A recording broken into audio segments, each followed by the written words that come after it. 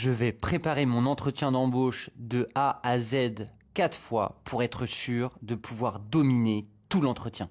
Tu arrives à lire psychologiquement les recruteurs, tu pourras les dominer et avoir tous les postes que tu veux.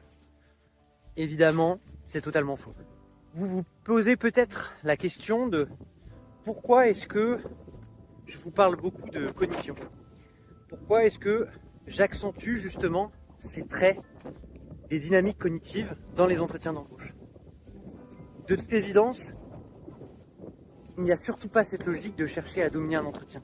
De toute façon, vous ne dominerez personne en entretien, c'est absolument impossible. Le meilleur moyen pour aller vers un entretien, c'est de tout simplement s'interroger soi-même. Oui, ça peut paraître contre-intuitif. Pourtant, c'est là que c'est intéressant. En fait, la cognition, elle permet d'avoir une lecture sur son propre fonctionnement. Et finalement, en regardant certaines dynamiques intérieures qu'on peut rencontrer, eh bien, ce qu'on voit, c'est que ces propres dynamiques intérieures ressortent d'une manière qu'on ne soupçonnait pas. Et le fait que ça ressorte d'une façon aussi explicite, eh bien, évidemment, ça peut parfois mettre un petit peu en défaut intérieurement. Et c'est là toute la force du coaching. C'est justement d'avoir cette douceur, d'avoir cette prise de recul, d'avoir cette légèreté dans la préparation qui permet petit à petit de décaler son alignement intérieur par rapport à ce qu'on recherche vraiment, par rapport à ce qu'on veut vraiment.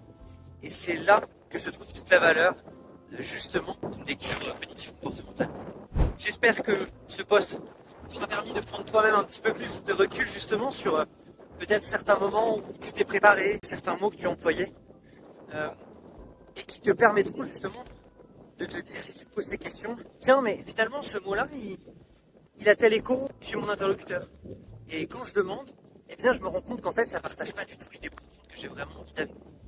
Et c'est là que la vision vraiment de fond sur la lecture de la façon dont on perçoit les choses est vraiment transformante. Ce que je viens de vous partager vous paraît peut-être à des années-lumière des entretiens de recrutement. Pourtant, finalement, si on se pose la question, qu'est-ce que fait un bon leader?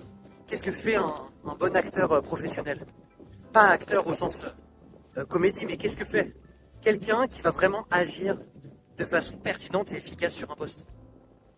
Eh bien, c'est quelqu'un qui va très bien lire son environnement et qui va justement être capable de ramener du mouvement de façon équilibrée avec ses différents interlocuteurs, clients, partenaires, fournisseurs, etc. Et c'est là où la cognition est très puissante. De toute évidence, ce n'est pas un hasard si les coachs sont formés cognitivo-comportemental. Et abonne-toi pour plus de conseils.